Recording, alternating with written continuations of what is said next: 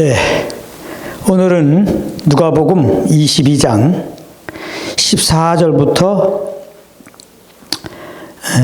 20절까지 누가복음 22장 14절부터 20절까지 있는 말씀, 그 말씀 가지고 이제 공부하겠는데, 오늘 말씀은 그 유월절 절기를 이스라엘 백성들이 지키는데, 예수님이 유월절을 이제 종식하는 그런 내용이고, 또 성찬을 이렇게 제정하는, 성찬식을 제정하는 그런 내용입니다. 그래서 우리가 지난 시간부터 교회 생활하면서 우리가 행하는 그런 찬양이라 할까, 또 11조 비롯한 이런 헌금들, 그리고 이제 오늘 공부한 성찬, 침례, 기도, 이런 것들을 하는데, 이런 것들이 하나님이 말씀하신 그 말씀에 근거돼서 할 필요성이 있다.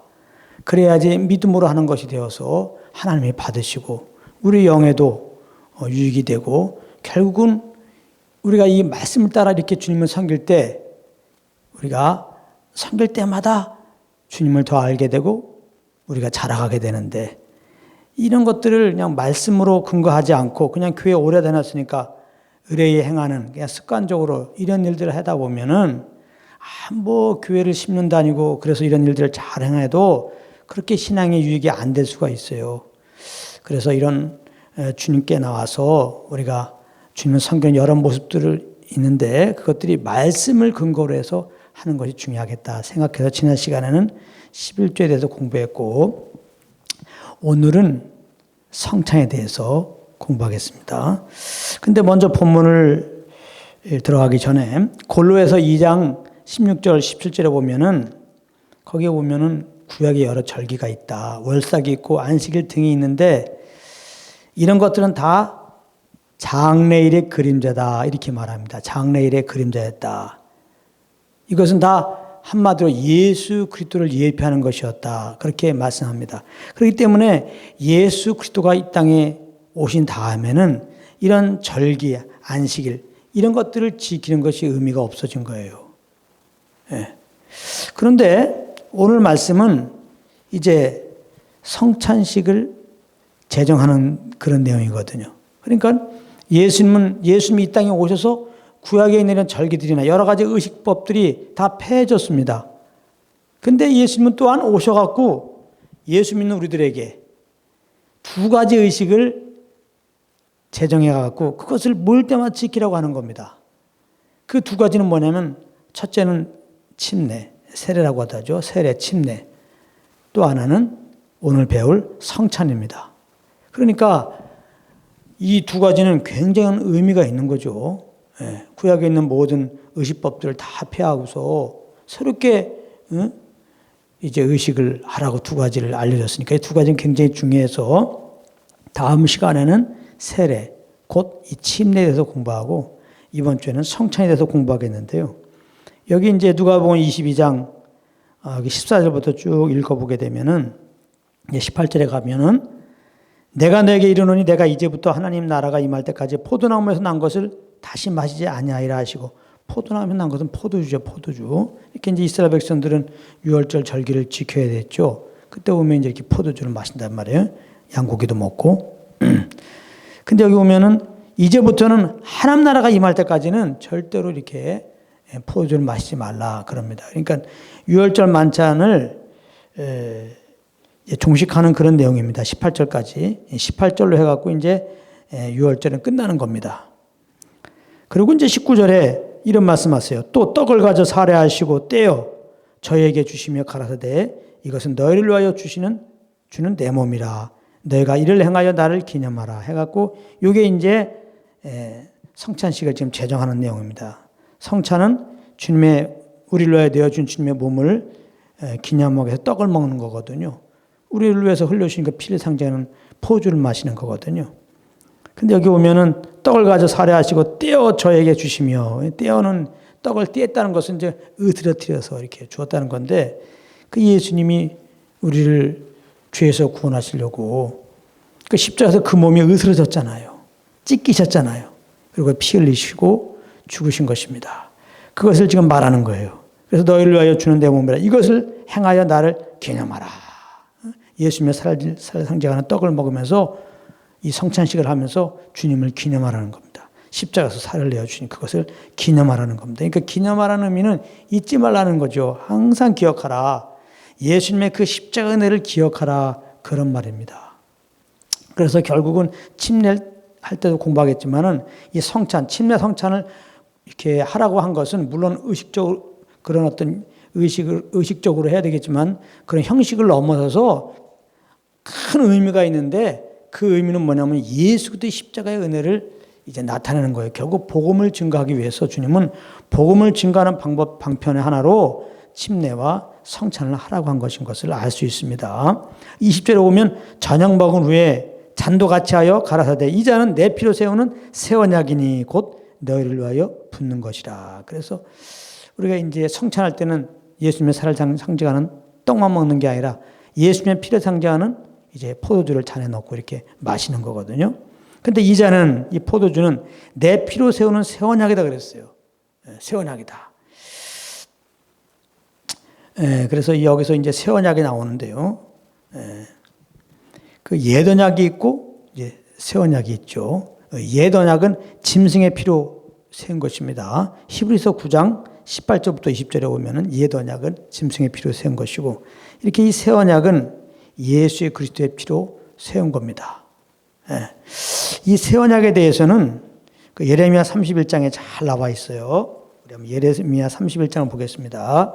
예레미야 31장 34절에 보면은 그들이 다시는 각기 이웃과 형제를 가리켜 이르기를 너는 여호와를 알라 하지 아니하리니 이는 작은 자로부터 큰 자까지 다 나를 알미니라. 내가 그들의 죄악을 사하고 다시는 그 죄를 기억지 아니하리라 여호와의 말이니라. 그래서 이 새 언약에 보게 되면은 그들의 죄를 기억지 않는다는 거예요. 그 죄를 다 사하고 사실은 옛 언약은 하나님께서 이스라엘 백성들에게 준 거거든요. 그런가 하면 새 언약도 이스라엘 백성들에게 먼저는 주신 겁니다. 그래서 여기 보면은 이스라엘 백성들의 죄악을 사하고 그 죄를 기억하지 않는다는 겁니다. 새 언약 때는. 근데 오늘 말씀에 보게 되면 예수의 피가 새 언약의 피라는 겁니다. 어떻게 이스라엘 백성들의 죄를 사해 주시고 기억하지 않느냐? 예수의 피로 말미암아. 그러니까 하나님이 택한 이스라엘 백성일지라도요. 그들이 각자가 십자가에서 피 흘려 죽으신 예수를 믿어야 됩니다. 그렇지 않으면 죄 사함 받을 수 없어요. 근데 그들이 정말 죄인인 것을 깨닫고 십자가에서 자기 죄를 위해 예수님이 피 흘려 죽으시고 부활하신 나의 구주입니다. 믿고 고백하면 그들은 죄 사함 받아요. 그런가 하면은 이방인들도 이방인들이 하나님의 택함 받지 않고 언약 밖에 있었지만은 이방인들이 십자가에 죽으시고 부활하신 그 예수님에 대한 소식, 이 복음을 듣고 정말 내가 주인 된 거 회개하고 십자가에 죽으시고 부활하신 예수님을 믿으면은 그 예수의 피로 우리의 죄가 다 사함 받습니다. 과거에 지은 죄, 현재 지은 죄, 앞으로 지을 죄도 다 깨끗하게 용서함 받아요. 죄 사함 받는다고요. 그리고 놀라운 것은 주님이 우리의 죄를 기억하지도 않는다는 거예요. 그렇다면 우리도 그 죄를 기억할 필요가 없어요. 이제 우리들은 우리가 주님께 회개했고 예수 믿었다면 우리의 지은 죄는 생각하지 말고 이제 우리를 이렇게 구원하신 예수만 생각하고 이제 예수님이 내 안에 오셔서 성령으로 말씀하시고 우리를 인도하시는데 그 인도함만 따르면 되는 것입니다. 이게 새 언약 아래의 삶입니다. 그래서 이제 우리가 예수님이 십자가에서 피 흘려서 단번에 죽으셨죠. 단번에. 이 10불에서 보면 예수님이 단번에 죽으신 것을 말씀하고 있는데 우리가 죄에 대해 죽고 의에 대해 살기 위해 단번에 죽으셨다 그러는데 그러므로 우리가 십자가에서 죽으시고 부활하신 예수를 믿으면 한 번 믿으면 영원한 구원이 되는 겁니다. 이거 잊으면 안 돼요. 많은 사람들이 예수 믿고 구원받아서 조금 잘못 살면 물론 똑바로 살아야 되겠지만은 잘못 살면 지옥 간다 이런 다른 복음이거든요. 이런 얘기를 하는데 그렇지 않습니다. 한 번 구원은 영원한 구원입니다.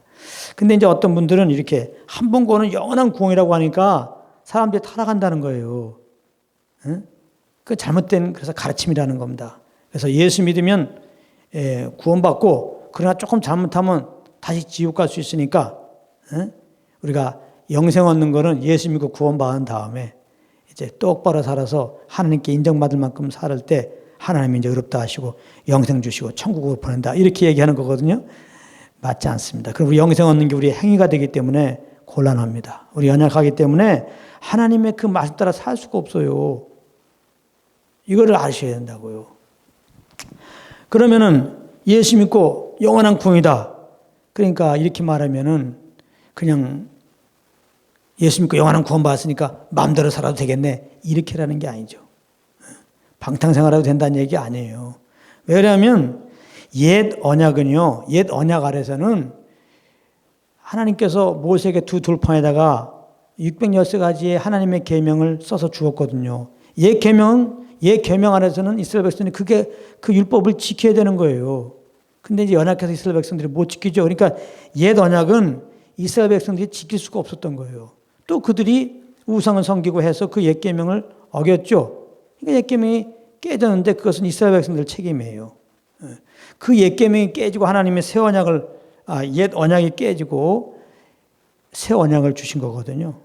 근데 이 새 언약은 뭐냐면 새 언약을 하실 때는 예레미야 31장 33절에 보면은 나 여호와가 말하노라 그러나 그날 후에 내가 이스라엘 집에 세울 언약이 이러니 곧 나의 법을 그들이 속에 두며 그 마음에 기록하여 나는 그들의 하나님이 되고 그들은 내 백성이 될 거다. 그래서 새 언약 때는 그 하나님의 법을 이스라엘 백성들 그 마음 안에 예수 믿는 자들 마음 안에 그 새 법을 두신다는 거예요. 그 마음에 기록한다는 겁니다. 그러니까 우리가 예수 믿었잖아요. 그러면 새 언약 아래 있는 것이고 하나님의 법이 우리 마음 안에 있는 거예요. 마음 안에 새겨진 겁니다. 이것은 어떤 의미가 있냐면은 사실 예수 믿고 구원받은 우리들 안에는 성령이 오셨죠. 성령님이 바로 하나님의 법으로 오셔갖고 성령으로 하나님은 하나님의 뜻을 알려줄 뿐만 아니라 성령으로 우리가 그 뜻 따라 살 수 있도록 도와준다는 겁니다. 이끌어간다는 겁니다. 그러니까 옛 언약일 때는 그 두 돌판에 기록된 그 하나님 율법을 연약한 우리들이 지켜야 되기 때문에 이스라엘 백성들이 실패했죠. 그런데 새 언약 때는 예수의 피를 힘입고 구원받고 이 새 언약 아래 있을 때는 하나님이 하나님의 성령 우리 가운데 주셔서 우리가 성령을 쫓아 행할 때 그 율법의 요구를 이루어지게 하신다 그러는 것입니다. 그러니까 이제 예수 믿고 구원받은 우리들은 우리의 힘으로 율법의 계명을 몇 개 지켜갖고 하나님께 의롭다함을 얻어가지고 하나님과 관계를 온전하게 맺으려고 그러면 안 돼요. 그건 될 수도 없고 그렇게 해서 주님 섬기는 게 아니에요. 새 언약 아래 있는 우리들은 이제 예수 믿고 하나님의 성령이 내 안에 오셔서 성령님이 이제 하나님의 선하시고 온전한 뜻을 알려주신단 말이에요. 그러면 성령으로 하나님의 뜻을 알고 성령을 쫓아 그 말씀 안에 거하는 겁니다. 그러면 성령을 쫓으면 성령님이 율법의 요구를 이루어지게 하는 거예요. 이거를 잘 아시기 바랍니다.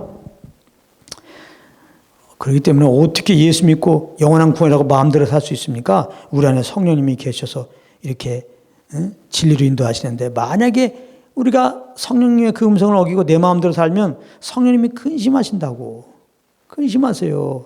그래서 우리가 답답해서 못 살아요. 그래서 누가 자기는 예수 믿는다고 그랬는데 가만히 그 사람을 보니까 이건 뭐 예수 믿기 전이나 믿는 거나 똑같아. 여전히 양심의 가책도 없이 계속 똑같은 죄를 진단 말이에요. 이럴 수가 없습니다.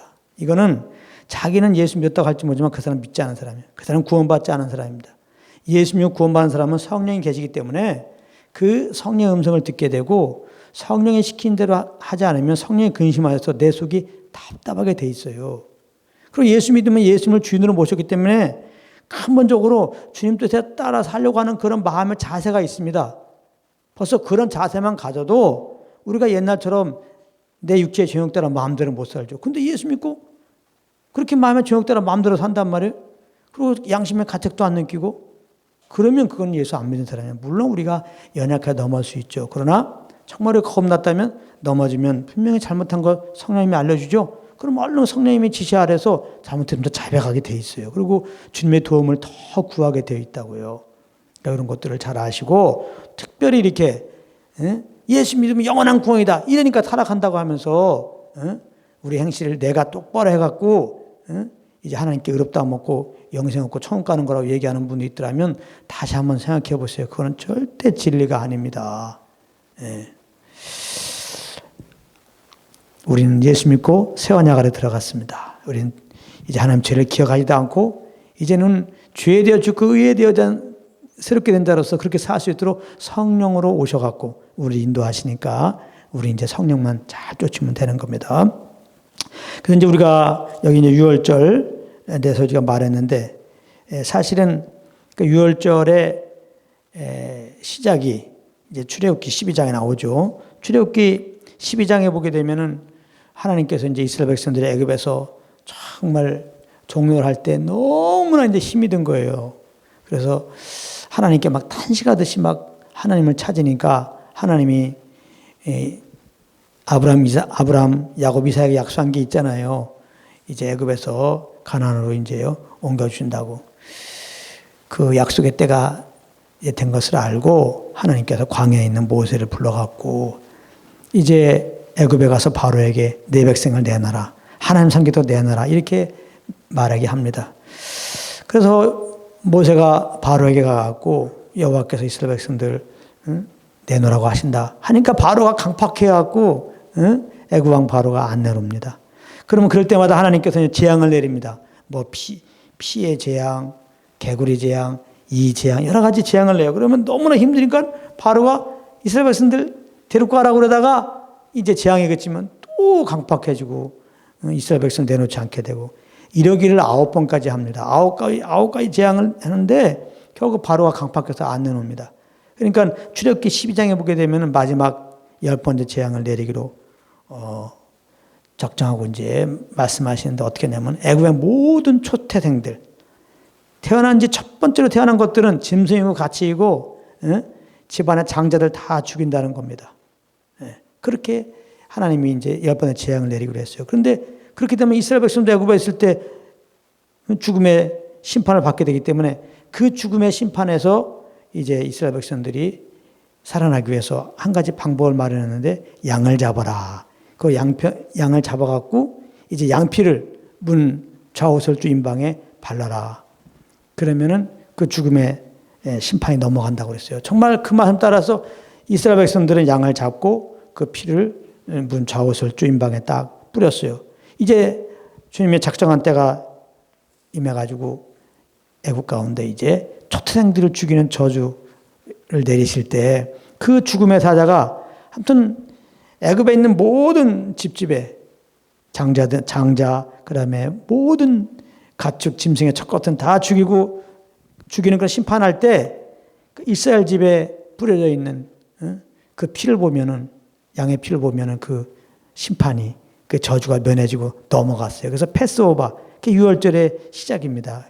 넘어갔다, 저주가 넘어갔다, 심판이 넘어갔다. 그래서 이제는 이스라엘 백성들이 그 죽음과 심판을 면하게 되고 거기서 이제 건져진 바 되는 거거든요. 그런데 이 고린도전서 5장 7절에 보게 되면은 예수님을 유월절 양이라고 표현합니다. 예수님을. 그리고 요한복음 1장 29절에 보면 예수님은 세상 죄를 치유하는 하나님의 어린 양이라고 이렇게 표현합니다. 예. 다시 말하면 이 양의 피로 말미암아 이스라엘 백성들이 죽음 이 심판의 저주에서 이렇게 이제 해방되는데요, 면하게 되는데 이것은 결국은 예수의 피로 말미암아 아담의 죄인된 모든 인생들이 그래서 심판받고 불모세가 인생들이 예수 그리스도의 피로 말미암아 죄 사함 받고 그 죄에서 구원받는다. 할렐루야. 그것을 예표하는 거였다는 거예요. 그래서 오늘 누가복음의 말씀에 보면 예수의 피는 새 언약의 피다. 그렇게 말씀한 것입니다. 그래서 이제는 유대인이건 이방인이건 누구든지 십자가에서 피 흘리신 예수님을 나의 주로 구원자로 믿으면 죄 사함 받고 죄에서 구원받고 영생을 얻게 된 것입니다. 이제 그 부분이 마태복음 26장에 나옵니다. 마태복음 6장 26절 보겠습니다. 마태복음 26장 28절을 보면은 이런 말씀이 있어요. 이것은 죄 사함을 얻게 하려고 많은 사람을 위하여 흘리는 바 나의 피 곧 언약의 피니라 그랬어요. 여기 보면은 죄 사함을 얻게 하려고 많은 사람들 위하여 흘리는 바 나의 피 곧 언약의 피라. 예수님의 피, 이 새 언약의 피. 이것은 많은 사람들에게 죄 사함을 얻게 하려고 흘리는 피였다. 그러니까 누구든지 십자가에서 예수님이 피 흘리시고 죽으셨는데 그 예수님을 나의 주로 구원자로 믿으면은 다 그 피로 죄가 씻음 받는다. 다 죄의 용서함 받는다. 그렇게 말씀하는 것입니다. 아직 혹시 이 말씀 듣고 계신 분들 중에 아직 예수를 영접하지 않은 분이 있다면 이 시간 내가 주인 되어 살았던 거, 그러므로 많은 죄를 본받았던 거 이 시간 잘못됐습니다. 회개하고 그러나 예수님이 나의 죄를 씻기 위해서 정말 십자가에서 피 흘려 죽으셨습니다. 그리고 4일 만에 부활하신 나의 주님이십니다라고 이 시간에 마음으로 믿고 고백하면 구원받으니까 이 시간에 예수님을 마음으로 구주로 꼭 믿고 구주로 꼭 고백하셔서 구원받으시기를 예수님을 정말 축복합니다. 네. 그래서 이제 이 예수님의 이 새 언약의 피 흘리심으로 말미암아 우리에게 죄 사함 주시고 영원한 구원 주신 것을 이제 기념하기 위해서 성찬하는 거거든요. 그래서 요한복음에 보게 되면 이 성찬을 조금 더 이제 자세히 설명했는데 그 요한복음 6장을 보게 되면은 그 성찬 속에 숨겨져 있는 그 의미, 성찬을 통해서 궁극적으로 우리에게 주고자 하는 메시지가 아주 잘 설명되어 있습니다. 그래서 이 시간 한번 요한복음 6장을 보겠습니다. 그러니까 요한복음 6장 처음에 1절부터 이렇게 15절까지 보면은 우리가 잘 아는 오병이어로 5,000명 먹인 사건이 나옵니다. 남자들만 5,000명이니까 여자 아이들 끼면 한 2만 명 되는 겁니다. 거기 보면은 이제 예수님의 말씀을 들으러 많은 사람들이 왔는데 배가 고파요. 그때 한 아이가 오병이어를 가지고 왔어요. 그래서 그거를 제자들이 이제 손에 들고 나눠주기 시작하는데 뭐 나눠주면 또 생기고 나눠주면 또 생기고 그래서 5,000명에게 다 오병이어를 나눠주고 12광주가 남았다. 이제 그런 내용이죠. 여기서 이제 그 다섯 덩을 남겨준 거고 떡땡이를 자꾸 떡을 자꾸 띄어서 나눠주잖아요. 배고픈 영혼들 살리기 위해서. 바로 그것이 이제 예수님의 그 살로 우리를 살려준 것을 기념하는 그걸 생각하면 되겠죠. 바로 예수님이 십자가에서 그 살이 찢겨지고 상함으로 말미암아 피 흘려지고 그래서 우리에게 죄상과 영생 주는 것을 상징하는 그런 이적과 표적이라고요. 그래서 우리가 이제 또 때가 되면 예수님의 이적과 표적 시리즈를 좀 우리가 해야 되겠습니다. 그런 걸 공부할 때 예수 그리스도의 십자가 은혜가 또 다른 각도로 다가오게 되거든요. 그런 이제 오병의 사건이 있으면서 6장 이제 후반절로 가면은 6장 51절에 예수님이 이런 말씀하십니다. 나는 하늘로서 내려온 산떡이니 사람이 이 떡을 먹으면 영생하리라. 나의 줄 떡은 곧 세상의 생명을 위한 내 살이로다. 그래서 정말 이 떡을 먹으면 영생한다. 십자가에서 우리 죄를 다 짊어지고 그 몸이 찢겨지고 상해지고 피 흘리시고 죽으시고 4일 만에 부활하신 예수 믿으면 영생 얻는다. 지금 그 말씀하는 겁니다. 그러면서 이제 53절에 그 인자의 살을 먹고 인자의 피를 마시지 않으면 너희 속에 생명이 없느니라. 그랬어요. 그러니까 우리가 예수 믿고 영생 얻었죠. 예수 믿고 영생 얻었다는 건 다른 말로 예수님의 살을 먹고 인자의 피를 마셨다는 거죠. 그러니까 여기 54절에 오면은 내 살을 먹고 내 피를 마시는 자는 영생을 가졌고, 과거형입니다. 가졌고. 앞으로 가질 게 아니에요. 그래서 아까도 말했지만 다른 복음을 전하는 사람들이 한번 구원은 영원한 구원이다. 그렇지 않다. 예수 믿고 구원받아도 또 똑바로 살아야 의롭다 먹고 영생 얻고 천국 간다 그러잖아요. 이게 잘못된 게 예수 믿으면 바로 그 순간 영생을 얻는 거예요. 우리가 잘 아는 말씀 하나님이 세상을 이처럼 사랑하사 독생자를 주셨으니 누구든지 저를 믿는 자들마다 멸망치 않고 영생을 얻는다 그랬잖아요. 믿는 자들마다 영생을 얻는다. 여기 지금 그 말씀하는 거예요. 내 살을 먹고 내 피를 마시는 자는 영생을 가졌고 마지막 날에 내가 그를 다시 살리라. 그래서 우리가 이렇게 우리를 구원하기 위해서, 우리에게 영생 주기 위해서 예수님이 십자가에서 그 살에 찢겨지고 피 흘려 죽으셨잖아요. 그리고 부활하셨는데 그것을 기념하는 이렇게 떡을 떼고 이렇게 이제 잔을 마시는데요. 여기 보니까 내 살을 먹고 내 피를 마시는 영생을 가졌고, 우리는 이미 예수님의 그 십자가에 그 살을 내어주심과 그 피를 내어주신 것을 먹고 마심으로 영생을 얻었단 말이에요. 그러니까 이 성찬할 때 우리는 뭘 알아야 되냐면은 정말 예수님이 십자가에서 살을 내어주시고 피 흘려주심으로 말미암아 내가 죄사함 받고 영생을 얻게 되었다. 이 은혜를 기억하라는 거예요. 성찬하면서 나는 정말 죄사함 받았다. 예수님 때문에 영원한 생명을 얻은 자다. 그러므로 감사함으로 이제 주님 생각하면서 이 성찬을 하는 거죠. 성찬할 때 우리의 마음의 태도가. 알겠죠? 그 말이죠. 그러면서 마지막 날에 내가 다시 그를 살리리라. 이게 예수님이 우리를 위해 살을 내어주고 피를 내어줌으로 우리가 얻게 된 건 죄사함과 영생뿐만 아니라 마지막 날에 다시 사는 은혜를 얻었다는 거예요. 부활하게 됐단 말이에요. 부활해서 주님 나라에서 주님과 영원히 함께 살게 되었다는 겁니다. 예?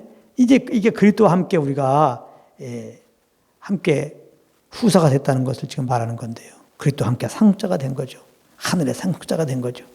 이 엄청난 은혜를 얻은 것을 이 성찬할 때 기억하라 말이에요.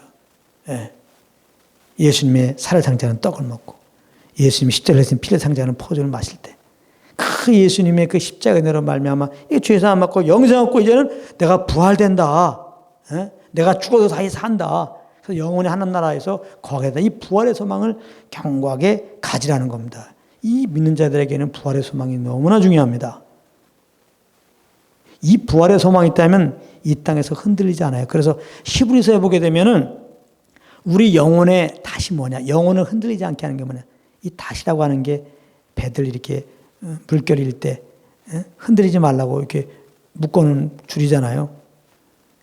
배를 잘 움직이지 않도록 흔들리지 않게 한 게 다시란 말이에요. 우리 영혼이 이 땅에서 여러 가지 일을 만날 때 흔들지 않을 수 있는 유일한 길이 뭐냐? 사실은 부활의 소망을 가질 때예요. 그래서 이걸 제가 이런 식으로 설명하잖아요. 지금 내가 새로운 좋은 아파트를 분양받아가지고 값도 다 치렀어요. 지금 짓고 있는데 조금 있으면 거의 간다 이 말이에요. 분명히 내가 새 아파트로 가기로 다 이제 계약도 하고 이제 그랬어요. 근데 지금 내 집은 막 그냥 여름에 비 오면 새고 겨울엔 너무 춥고 바람 불으면 바람이 싹 들어오고 너무 안 좋아요. 그럴 때 여러분들은 내 집이 지금 막 이렇게 형편없다고 그때는 낭망하고 근심합니까? 좀 있으면 새 집까지. 오히려 내가 살고 있는지 막 이렇게 비 새고 막 춥고 그러면 그럴 때마다 어때요? 낭만하는 게 아니라 어딜 바라봐요? 내가 가 새 집을 바라보죠. 새 집을. 거기는 비도 안 새고 거기는 춥지도 않고 오히려 그냥 더운 여름날은 서늘한 할렐루야. 그 새 집을 생각한단 말이에요.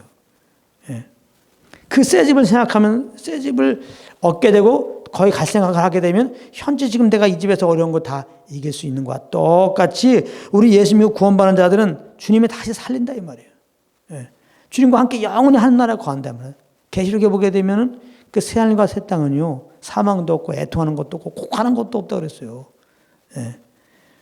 그렇기 때문에 이 땅에서 우리가 아프고 막 억울한 일 당하고 그냥 힘든 일이 있을 때 우리가 부활의 소망을 갖고 이제 하나님으로 말미암아 부활돼갖고 그 하나님과 영원히 거할 것을 생각하면은 이런 것이 더 이상 스트레스가 안 된단 말이에요. 나에게 눌림이 될 수 없단 말이에요. 이 땅의 어려움이 흔들림이 없게 된다는 거예요. 그래서 우리가 이 성찰동을 통해서 이 부활의 소망을 가질 때 얼마나 이게 감사합니까? 정말 이 땅에서 여러 가지 환난을 당할 수 있지만 환난 중에도 즐거움을 살 수 있는 길이 생긴 거잖아요. 어떻게? 예수님의 그 십자가에서 살을 내어주시고 우리를 위해 피 흘려주셨기 때문에 그것을 상징하는 이 성찬을 통하여 다시 한번 구원의 은혜를 깊이 생각하고 감사로 동참하게 된다 이 말이에요. 그래서 이 성찬을 통해서 부활의 소망을 굳건히 붙잡기를 바랍니다. 55절에 보면 내 살은 참된 양식이요 내 피는 참된 음료라고 그래서 참된 양식, 참된 음료. 그러니까 다시 말하면 예수님이 우리의 참된 양식이고 참된 음료라는 거예요. 예수님만. 그렇다면 뭐예요? 예수님 외에 이 땅에 있는 모든 것들은 내 영혼을 참으로 만족시킬 수 없다는 거예요. 그러니까 이 땅에 있는 모든 것들은 신기루 같은 거예요. 다 헛것이란 말이에요. 내가 돈이 많으면, 권력을 가지면, 내가 뭐 좋은 집에 살면 평안할 줄 알죠? 행복할 줄 알죠? 내 영혼에는 아무 영향을 안 주는 거예요. 그건 잠깐입니다. 잠깐 기쁨 주다 말아요.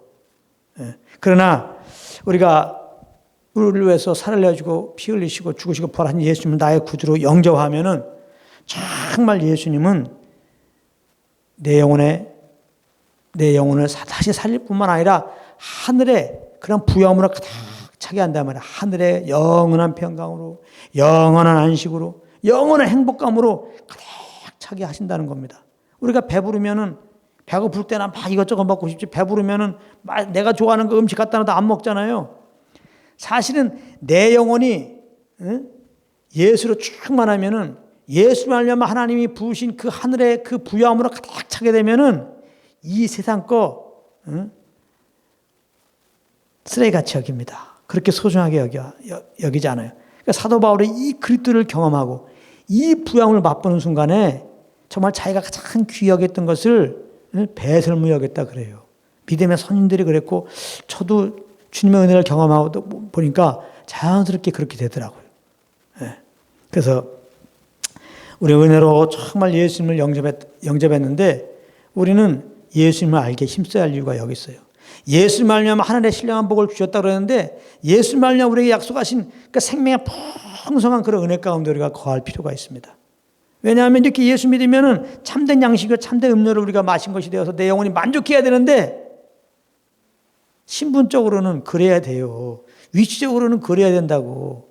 근데 체감적으로는, 현실 속에서는 사실 안 그렇거든요. 우리가 주님 한 분 이렇게 만족이 안 되거든요. 그렇죠? 그러면 왜 그런 일이 벌어지느냐?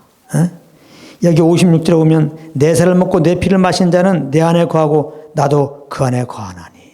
사실 우리가 예수 믿으면 주님과 온전히 연합했다면, 주님이 내 안에 거하고 내가 주님 안에 거하는, 완전히 연합되어 살아야 한다는 거예요.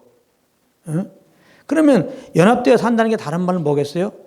예수 믿기 전에는 내가 주인 되어 살았지만 예수 믿고 구원받은 다음에는 주님이 주인으로 내 안에 오셨기 때문에 이 주님을 따라서 살아야 된다 이 말이에요. 그런데 이 주님을 따라서 안 살면 여전히 내 영혼이 배고파요. 만족이 없단 말이에요, 예수님으로. 그래서 헛된 거, 영원한 것도 아닌 거, 참된 것도 아닌 거, 잠깐 있다 없어지는 썩어질 거, 그런 것들을 자꾸 이제 우리가 찾아 헤맨다 이 말이에요. 그걸 추구하고. 그래서 예수님이 사마리아 여인을 만나갖고 그런 말잖아요. 내가 주는 물은 다시 목마르지만 내가 주는 물은 내 속에서부터 솟아나는, 영생하도록 솟아나는 샘물이 되리라, 그렇게 말하잖아요. 근데 우리가 예수 믿고 이제는 영원한, 참 생수된 예수님을 영접했기 때문에 정말 내 영혼이 부유하고 그 예수님이 약속하신 생명의 풍성한 가운데 거함으로 이 땅의 것들은 그렇게 우리가 욕심 물에서 가질 마음도 없고, 세상 것은 그렇게 귀중히 여기지 않아야 되는데 여전히 그런다는 말이에요. 그 말은 뭐예요? 우리가 예수님을 따라 살지 않아서 그래요. 성령님을 쫓아 살지 않다 그런 말이에요. 내가 주인 되어 살았단 말이에요. 예수님을 주인 되어 살면 반드시 내 영혼이 충만해져요. 예수로 충만해져요. 예수를 말하면 우리에게 주신 하늘의 복이 충만해져요. 그 평강이 정말 충만하고 하늘의 그 행복감이 충만합니다. 정말입니다. 주님과 동행하지 않으면 안 되는 겁니다. 그러니까 이 성찬하면서 정말 나의 참 양식이요 참 음료된 주님을 내가 모셨지, 나는 그리스도 안에서 정말 저 복받은 자지, 이 세상에서 정말 그리스도를 모신 자로서 항상 그리스도 한 분을 만족하며 감사하고 기뻐해야지, 세상 사람들처럼 없어질 것 썩어질 것도 없다고 그냥 징징대고 그것도 구하려고 그냥 열심히 떨 필요가 없지. 나는 이미 세상에 주지 못하는 영생 얻었고 그 주님을 모셨고 주님으로 말미암는 정말 주님의 평안과 행복을 이미 받은 자지. 예수님의 십자가 은혜로 그런 자지. 이 성찬을 통해서 그 은혜를 기억하란 말이에요. 그런데 이제 내가 여전히 세상 것을 사랑하고 이렇게 한 대 충만한 걸로 충만하지 못한 거 있으면 내가 주님과 함께하지 못한 거니까 그렇게 내가 주인 되어 산 것을 회개하고 다시 한번 이제는 내가 주님과 동행할 것들에 대해서 이렇게 마음을 정하는 시간을 가져야 되겠죠. 그래서 여기 57절이 그래서 중요한 겁니다. 살아계신 아버지께서 나를 보내심에 내가 아버지로 인하여 사는 것 같이 나를 먹는 그 사람도 나로 인하여 살리라. 여기 보면은 예수님이 사시는 것이 아버지께서 나를 보내셨기 때문에 내가 아버지로 인하여 산다는 겁니다. 아버지로 인하여 산다는 거예요. 그러니까 이 아버지로 인하여 산다는 것은 뭐냐면 나를 보내신 이의 뜻 따라 산다는 겁니다. 자기를 보내신 이의 뜻 따라 사는 것이 예수님의 양식이라 그 말이에요. 이게 요한복음 4장에 그렇게 말씀이 되어 있습니다. 예수님이 이렇게 사마리아 여인 만나갖고 복음을 증거하고 있을 때 사실은 제자들은 어디 갔느냐? 배고파갖고 음식 사러 갔다 이 말이에요. 그래서 음식 사갖고 와갖고 예수님께 주시니까 예수님이 이렇게 말합니다. 요한복음 4장 너희가 알지 못하는 먹을 것이 있다, 먹을 양식이 있다. 예수님이 대답하니까 제자들이 누가 갖다 드렸냐 막 그러니까 예수님이 이런 말씀하십니다. 요한복음 4장 34절에 예수께서 이르시되 나의 양식은 나를 보내신 이의 뜻을 행하며 그의 일을 온전히 이루는 이것이니라. 예수님은 아버지도 보내신 받았잖아요, 이 땅에. 그래서 예수님이 이 땅에 오셔서 자기 마음대로 생각하고 말하는 게 아니라 자기를 보내신 아버지의 뜻 따라서 생각하고 말하고 행했는데 이렇게 아버지의 뜻 따라서 생각하고 말하고 행하는 것이 그게 양식이라는 거예요, 양식. 이와 같이 요한복음 6장 51절에 이와 같이 나를 먹는 그 사람도 나를 인하여 살리라. 그러니까 우리가 이 성찬을 하면서 우리는 어떤 생각하냐면 예수님이 자기를 이 땅에 보내신 아버지의 뜻 따라서 사는 것이 양식인 줄 알고 아버지의 뜻 따라서 사신 것처럼 우리도 이제 예수님을 구원받는 우리들은 이 땅에 예수님의 증인으로 부르심 받은 거 아니에요. 예수님을 드러내는 대사로 우리는 부르신 거 아니에요. 그런 예수님의 증인으로 부르심 받았는데 우리들이야말로 양식을 뭘로 삼아야 되냐? 그 예수님이 우리에게 주시는 그 말씀을 순종하는 것으로 우리 양식을 삼아야 돼요. 배고픈 사람이 양식 먹으면 배부르잖아요. 그러니까 우리는 배부르면 어디서 찾아야 되냐면 주님이 나에게 주신 말씀에 순종하는 거, 이게 내 영혼을 채우는 거란 말이에요. 예. 이제 우리는 영원한 양식이요 영원한 음료된 주님의 살과 피를 마신 자예요. 그러니까 우리는 내 영혼이 영원한 평강과 안식과 그 예수의 충만함이 있어야 한다니까. 그건 뭘로 나타나요? 세상 것은 별거로 나타나야 돼요. 별거 아니네. 내가 세상에 있는 것은 그냥 주님의 영광을 나타내고 예수님 증거하기 위한 것이지 다른 것이 있으면 안 되거든요. 근데 여전히 우리가 주님 나라에 충만함이 없고 그러므로 세상 것이 더 이렇게 화려해 보이고 더 좋아 보이고 뭔가 저것이 나에게 참 기쁨과 안식을 줄 거라고 생각하고 산다면 뭐가 문제예요? 주님의 그 양식으로 지금 살지 못한 거라. 그러니까 배가 고픈 거예요. 근데 주님이 주신 양식이 뭐예요? 주의 말씀에 순종하는 거예요. 그게 양식이란 말이에요. 그러니까 우리는 그걸 아셔야 돼. 이 성찬을 통해서 나의 양식은 주의 말씀 따라 순종하는 것입니다. 이런 것들을 생각을 해야 돼요. 그래서 내가 주님 섬기는 걸 양식으로 생각하지 않고 그냥 세상의 양식이 참 양식이 아닌 것들이 내 양식인 줄 알고 그렇게 내 욕심 따라 살려고 추구했던 그런 삶의 모습도 있다면 회개하고 이제부터는 정말 주님을 양식 삼아 살겠습니다. 그런 고백이 있어야 한단 말이에요. 성찬을 통해서. 알겠습니까? 자, 고린도서 넘어갑니다. 고린도서 11장. 그래서 이제 고린도서 11장에도 이제 똑같은 이제 성찬에 대해서 말씀 나오거든요. 고린도서 11장 23절에 보면은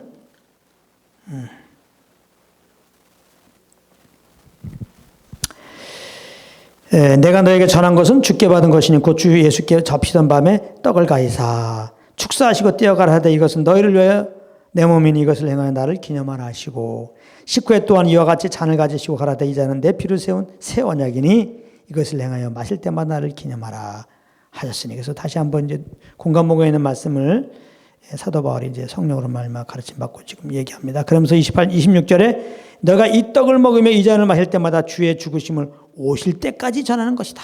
아, 성찬이 뭐냐? 주의 죽으심을 전하는 것이다. 주의 죽으심을 십자가의 복음을 주님이 오실 때까지 전하는 것이다. 그건데 그럼 오늘 말씀을 이렇게 정리해 보면 주의 죽으심을 오실 때까지 전하는 게 뭡니까? 결국 우리가 이 성찬을 통하여 이제 내가 영생 얻은 자가 되었고 이 성찬을 통하여 참된 음료와 생수를 마셨으니 예수 아무도로 정말 만족하는 이 땅에 아무것도 없어도 정말 만족하며 기쁘게 살 수 있는 정말 예수를 알려면 하늘의 신령한 복을 누리는 하늘의 평온과 행복감을 누리는 그런 자가 우리가 되었는데 계속해서 그걸 유지하는 길이 뭐라고요? 아버지의 뜻 따라 행하는 거예요. 성령을 쫓아 행하는 거예요. 그것이 이제 하늘 양식이 되어서 계속해서 내가 생명의 풍성한 가운데 거하는 거란 말이에요. 하나님이 주시는 그 하늘의 만족으로 내가 충만하게 되는 거란 말이에요. 정말 부활의 소망 가운데 딱 차는 거란 말이에요. 그렇게 성령을 쫓아서 정말 예수의 충만한 하나님의 그 영광으로 충만한 부활의 소망으로 충만한 가운데서 우리가 살아가는 것이 결국 그게 주의 죽으심을 이 십자가의 복음을 증거하는 것이라는 거예요. 바로 이 성찬을 통해서 예수님을 죄를 위하여 우리를 살리기 위해 그 살을 내어주셨습니다. 우리의 죄 사함을 위해 피를 내어주셨습니다. 이걸 상징하는 포도주와 잔을 마십시다. 먹읍시다. 다시 한번 예수님의 십자가 희생을 기념합시다. 이렇게 복음을 증거하면서 이 성찬을 합니다. 그럼 이 자리에 안착한 사람, 주님을 안 믿었던 사람들 혹시 있다 할지라도 그런 복음을 듣고 주님께 돌아올 수 있죠. 그런가 하면은 예수 믿는 사람들은 지금 말한 것처럼 이러한 예수님의 이 십자가 은혜로 말미암아 내가 이렇게 영생을 얻고 주님 한 분으로 만족할 수 있고 하늘 영광으로 충만할 수 있고 내가 세상에 없는 그런 평강과 안식을 누릴 수 있는데도 불구하고 그렇지 못한 것 있다면 이 성찬을 통해서 내가 정말 자백하고 성령과 동행하지 않은 것이니까 성령과 동행하는 그런 기회를 이렇게 딱 갖게 되는 거죠. 그래서 이 성찬할 때뿐만 아니라 이제 우리가 삶의 모든 여행 속에서 내가 주인 되지 않고 예수님을 주인으로 삼아서 그러므로 성령을 쫓아서 이렇게 살아가는 삶을 살게 되면 그 성령을 쫓는 그 순간마다 하나님이 나타나서 결국은 그 빛을 어둠 가운데 자연스럽게 드러내서 우리 입장에서는 선하님께 순종한 것밖에 없는데 이것이 결국은 주의 복음을 증거하는 것이 되는 거란 말이에요. 성찬은 주의 복음을 증거하는 겁니다. 이 성찬을 통해서 예수님의 십자가 은혜를 알고 그리스도 안에서 내가 누군 줄 알고 계속해서 성령과 동행하는 그런 삶의 열매가 있어서 결국은 주님을 증거하는 그런 이제 도구가 된다는 그런 말이거든요. 근데 굉장히 중요한 말이 또 있습니다. 27절 사도행전 11장 27절부터 보면 그러므로 누구든지 주의 떡이나 잔을 합당치 않게 먹고 마시는 자는 주의 몸과 피를 범하는 죄가 있느니라. 사람이 자기를 살피고 그 후에야 이 떡을 먹고 이 잔을 마실지니 주의 몸을 분별치 못하고 먹고 마시는 자는 자기의 죄를 먹고 마시는 것이라. 이러므로 너희 중에 약한 자와 병든 자가 많고 잠자는 자도 적지 아니하니. 이게 이 고린도서 11장 지금 읽은 27절부터 3절까지 말씀이 굉장히 중요해요. 여기 이제 주의 떡이나 잔을 합당치 않게 먹고 마시는 게 뭐예요? 그러니까 이 성찬을 통해서 예수님의 십자가의 희생을 기념하는 거라고 그랬죠. 그리고 그 예수님의 십자가로 내가 지금 어떠한 자가 됐는가 그걸 깨달으라는 거죠. 그것은 뭘로 나타나요? 정말 내가 주인 된 것을 내려놓고 이제는 더욱더 성령을 쫓아 사는 삶으로 나타나는 거죠. 그런데 주의 떡이나 잔을 합당치 않게 먹고 마시는 자는 뭐냐? 이 성찬을 하면서 내가 그동안에 주인 되어 살았던 거 그걸 회개할 생각을 안 해. 이제부터는 내가 정말 성령을 주인으로 모시고 살아야 된다는 그런 마음의 정함도 없어요. 예. 아니, 예수님의 십자가가 뭐야? 십자가는 생각하지 않아요. 예. 그리고 형식적으로 그냥 떡 먹고 잠 먹는 것은 그것은 정말 합당치 않게 이 성찬에 참여하는 것이 돼갖고 이것은 주의 몸과 피를 범하는 죄라는 거예요. 이것은 자기의 죄를 먹고 마시는 것밖에 안 되는 거예요. 그래서 이런 식으로 정말 이 성찬을 통해서 예수님의 십자가 은혜를 정말 기억하고, 혹 하나님이 이 십자가를 주시는 은혜 가운데 못 간 것을 회개하고, 이 십자가 은혜 가운데 궁극적으로 거하는 것, 새 언약 아래서의 삶, 정말 성령님과 동행하는 것, 그래서 주의 죽으심을 오실 때까지 증거하는, 이런 삶을 증거하는 걸로 가지 않고 이런 성찬을 하는데도 삶의 변화가 없어요. 물론 예수 믿은 자, 구원받은 자인데 분명히 물과 성령으로 거듭난 자인데 언제부턴가 전혀 성찬을 하는데 그 삶의 변화가 없어. 계속해서 자기 육체의 정욕을 따라 살아요. 이제는 정말 주인으로 모시는 게 아니라 자기가 주인 되어 살아요. 성찬을 오늘 이번 주 성찬에도 또 그렇고 다음 주 성찬을 해도 계속 그런다고 하면 이거는 지금 그리스도 안에서 마땅한 삶이 아니죠. 새 언약을 있는 사람이 마땅한 삶이 아니죠. 그럴 때 하나님은 그에게 징계를 하신다는 것. 30절에 너희 중에 약한 자와 병자가 많고 잠자는 자도 적지 아니하니. 여기 잠자는 자라는 것은 예수 믿고 죽은 자를 잠잔다 표현해요. 왜냐하면 죽어도 부활하니까. 더 좋은 하늘나라 가죠. 잠잔다는 건 다음날 일어날 때 전절할 때 잠자지, 오늘 어떤 사람이 누웠는데 내일 안 일어나, 영원토록 안 일어나, 그냥 죽는다고 표현하죠. 그래서 예수 믿고 구원받은 사람들은 부활이 있기 때문에 잔다고 표현해요. 그러니까 여기서 잠자는 자 적자, 이건 뭐냐면 데려가신단 말이에요. 주님이 데려가신다, 하나님 나라 그냥. 그러니까 이 성찬을 우리가 하는 게 중요한데, 근데 성찬이 말 그대로 그냥 예식으로 끝나고 삶에 변화가 없어. 예수님의 십자가를 늘 기억하고, 그러므로 내가 죄에 대해 죽고 의에 대해 사는 삶, 정말 내가 내 육체의 정욕을 따라잡고 성령을 쫓아 사는 삶, 이런 삶의 열매가, 이런 삶의 방향성이 보이지 않고 여전히 성찬을 하는데도 여전히 그가 어둠 가운데 계속 거한다면, 하나님을 주인으로 모시지 않고 내가 주인 되어 산다면, 하나님은 예수 믿는 자들의 아버지입니다. 아버지이기 때문에 자식이 온전한 길로 오기 위해서 징계하듯이 하나님이 우리를 온전한 참 주님의 형상을 이끌기 위해서 우리를 징계하신다는 거예요. 세상 부모도 아이들을 키울 때 뭐 피아니스트, 발라리나 이런 거 생각하고서 그쪽으로 막 키우는 부모 있죠. 열심히 부모를 키울수록. 하나님은 더 열심히 부모입니다. 더 열심히 아버지예요. 하나님은 우리를 구원하실 때 어느 정도로 생각하고 구원하셨느냐? 하나님의 형상에 이르도록, 그리스도의 형상에 이르도록 탁 계획하시고 우리를 구원하신 거예요. 그러니까 우리 편에서는 구원받았으니까 끝, 예수님이 구원받았으니까 끝, 이렇게 생각하면 착각입니다. 하나님은 우리를 구원하시고 주님의 형상에 이르기 원하시는데, 근데 어떻게 원하시느냐, 우리를 어떻게 주님의 형상에 이끌어 가시냐? 하나님의 성령으로 임하셔서 성령으로 우리를 이끌어 가신단 말이에요. 우리가 그러므로 우리 편에서는 구원받은 다음에 성령 인도함 받아야 돼요. 성령 인도함 받다 보면 하나님은 그 성령으로 말미암아 우리를 주님의 형상으로 이끌어가는 거거든요. 그러니까 우리가 성찬을 하면서도 여전히 내가 주인 되어 세상의 삶을 살고 주님을 주인으로 모시지 않고 삶을 자꾸 이렇게 살게 되면 이거 주님의 뜻과 어긋나기 때문에 가만 안 했어요.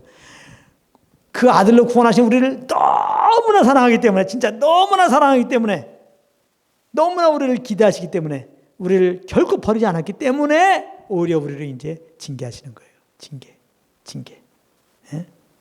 사랑의 매죠. 그래서 징계하신다고. 근데 세상 아비에 때리는 징계도 아프죠. 하나님의 징계는 엄청나게 아파요. 그러니까 지금 요게 그거 말씀하는 거예요. 그러니까 제일 지혜로운 자는 오늘 이 말씀을 듣고, 이 성찬을 통해서 예수님의 십자가 은혜를 항상 되새기면서 그 은혜로 내가 영생 얻었지. 내가 정말 영원한 생명인 그리스도를 영접했지. 그리스도로 말미암아 하늘의 신령한 복을 받았지. 이 땅에 어떤 것을 시기하지 않을 만큼. 이젠 그리스도가 내 안에, 내가 그리스도 안에 주님과 나는 한 영이 되었지. 이제 나는 그리스도께 순종하는 걸로 나는 양식 삼는 자지. 그래서 이제 주님을 쫓아 사는 걸로, 성령께 동행하는 걸로, 예수님을 주님으로 모시는 삶으로 이제 더 우리가 나가는 길로 이렇게 삼아야지. 이런 성찬하는데도 불구하고 예식으로 끝나지. 그냥 성찬 그 형식 따라 그냥 떡은 잘 먹고 잔을 마시는데, 삶을 보게 되면 여전히 내가 주인 되고 그냥 하나님은 안중에 없고 그냥 내 욕심의 정욕 따라서 이렇게 살게 되면은 하나님 보실 때는 이거 내가 널 부르신 길이 아닌데 하나님이 고민고민 하시다가 바로 징계하지 않아요. 세상 아비도 오래 참는데 하나님은 오래 참으세요. 근데 영원히 참지는 않으시고 경고하시죠. 양심으로 빨리 자백하고 내 음성 들어라. 그 다음에 교회 가운데서 두세 사람 계속해서 자기 마음대로 살면 안 돼요. 세상 풍습대로는 안 돼요. 성령을 쫓아가고 권면하죠. 이렇게 구하면 교회에 권면도 하는데 안 들으면 드디어 이렇게 하나님이 징계할 수 있다 말이에요. 약하게도 하시고 병들게도 하시고 정 주님이 이게 놔둬서 안 될 것 같으면 그냥 하늘나라로 데려가신다고. 이제 그런 거니까 우리는 이 징계도 결국 우리 사랑을 사는 거니까 너무 무서워하지는 말고, 그러나 이 말씀을 경홀히 여기지는 말고, 중요한 것은 우리가 이 성찬을 할 때마다 너무 또 징계에 겁먹지 마세요. 성찬할 때마다 우리가 정말 성령님이 알려주신다고요. 이렇게 주님의 은혜를 받은 자로서 은혜 합당하게 못 산 거, 내가 주인 되어 산 거 알려주면 잘못했습니다 하고, 이제 정말 내가 주 안에, 주가 내 안에 있다. 나는 이제 주님 따르는 걸로 양식을 삼은 자로서 이제 정말 주님을 주인으로 모시고 살아야지. 이렇게 내가 어떤 방향으로 살 것인가, 주님을 쫓아 사는 방향으로 딱 정하는 기회로 삼고 이렇게 하게 하신 주님께 감사하면서 성찬하고 그렇게 삶을 살면은 아무 문제 없어요. 그리고 내가 잘못한 다음에 아이고 큰일 났네, 이것도 징계받겠네 하고서 그런 생각이 오면 그 사람은 지금 깨어있는 사람이에요. 하나님은 그를 정말 너가 내 따라 살려고 했구나, 그걸 인정하는 거니까 너무 또 징계를 생각하고서 조금 잘못한다면 징계하지 않으니까 절대 그 생각하지 말고, 벌써 그런 생각했다면 그 사람은 지금까지도 하나님 따라 산 거예요. 지금도 하나님 따라 살고 싶은데 연약하게 넘어진 거니까 하나님이 정상 참작해 주세요. 그러니까 절대 걱정하지 마시고 그때 잘못한 것은 빨리 자백하고 다시 은혜 보좌 앞에 나아가요. 예수의 피로. 이게 새 언약의 특징입니다. 새 언약 안에서는 예수의 피라고 우리가 각자가 담대히 아버지께 나가서 또 주님의 사랑 알기 원하고 그 은혜 알기 원하고 사랑 충만 받기 원하고 그렇게 구하면 하나님이 주님 알려주시고 충만 부어주시면 성령으로 말미암아 나를 얼마나 사랑하는 주님의 사랑, 내게 베푼 그 예수의 은혜를 우리가 알게 되고 이제 다시 한번 그 은혜 때문에 이제 주님을 주인으로 모시고 사는, 정말 내 사명은 이 그리스도를 나타내는 삶이다 하고서 이제는 성령께 순종하는 삶이 되는 것입니다. 그래서 이 성찬이 얼마나 귀합니까? 사실은 요즘에 보통 교회들은 1년에 2번, 4번 하는데 그건 유감이죠, 사실은. 그러니까 이 성찬은 모일 때마다 알았어요. 그래서 사도행전 2장에 보게 되면 초대교회는 날마다 성찬했어요. 그리고 사도행전 20장 가면 안식 후 첫날, 일주일에 한 번씩 했단 말이에요. 우리 교회도 일주일에 한 번씩 하는데 이게 좋아요. 자주 할수록 좋습니다. 그래야지 예수님의 십자가의 은혜를 기억하고 다시 한번 거울의 나를 보듯이 내가 주인 되어 산 거 내려놓고 주님의 십자가의 은혜 아래서 나는 주님만을 주인으로 쫓는 삶이구나 알고서 이렇게 주님만을 쫓아갖고 나의 삶이 궁극적으로 예수님의 죽으심만을 나타내는 복음을 증거하는 삶이 되니까요. 그래서 우리가 이 성찬에 참석할 때마다 예수님의 십자가 희생을 늘 기념하고 나를 조명하고 그리스도 안에서 새롭게 된 나를 기억하고 새 언약 안에 있는 나를 기억하고 더욱더 성령을 쫓아 사는 기회로 삼으시기를 예수님으로 축복합니다. 할렐루야.